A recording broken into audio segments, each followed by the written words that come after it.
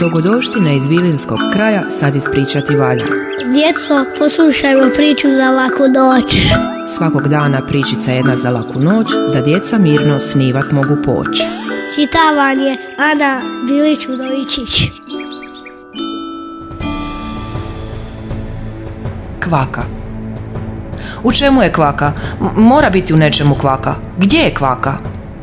Pa naša je kvaka isključivo na vratima. Hajde ako hoćete baš precizno, i na ovom je papiru i u ovim riječima izgovorenim u eteru. Bila jednom jedna kvaka, i to na ulaznim vratima, ali ne na bilo kakvim ulaznim vratima, već onim od lutkarskog kazališta. Zamislite kakav je ona zanimljiv život vodila. S koliko se ona glumaca, redatelja, lutkara, scenarista, pisaca i svih ostalih umjetnika samo rukovala. A tek koliko je publike vidjela, pa ni jedna jedina hollywoodska zvijezda u svom scenskom životu ne može se pohvaliti tolikim brojem posjetitelja. Kvaka s ulaznih vrata bila je točno onakva kakva dolikuje da bude kvaka na jednom kazalištu. Bila je šarena, raskošna i prpošna. Ipak taj susret s njom morao je ostaviti snažan dojam na svakog velikog i malog posjetitelja. Bio je bitan taj prvi dojam, a on je morao biti impresivan.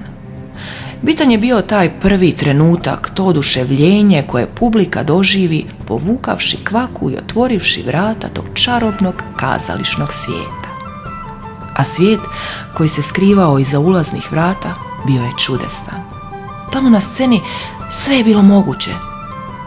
Tamo se sve moglo, sve su se želje ispunjavale, svi snovi postajali su stvarnost, a svaka čarolija ushićivala je sve prisutne.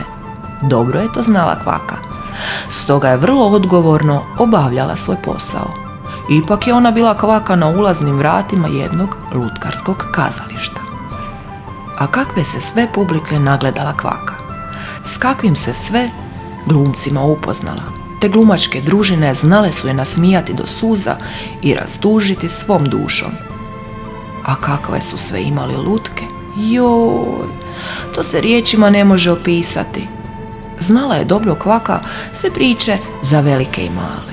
I Crnoružicu, i Crvenkapicu, i Pepeljugu, i Snjeguljicu.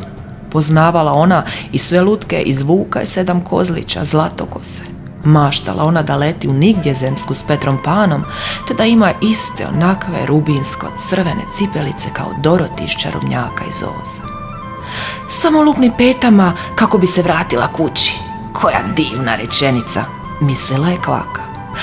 Ali ja jesam kući i to u najljepšoj kući na svijetu, kazalištu. Svi koji dođu u kazalište dođu doživjeti priču s pozornice, onu s dasaka koje život znače.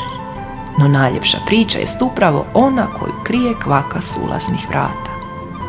Jer ona zna priče svakog posjetitelja, i velikog i malog, svakog glumca, redatelja, pisca, umjetnika, lutkara, pa i svake lutke.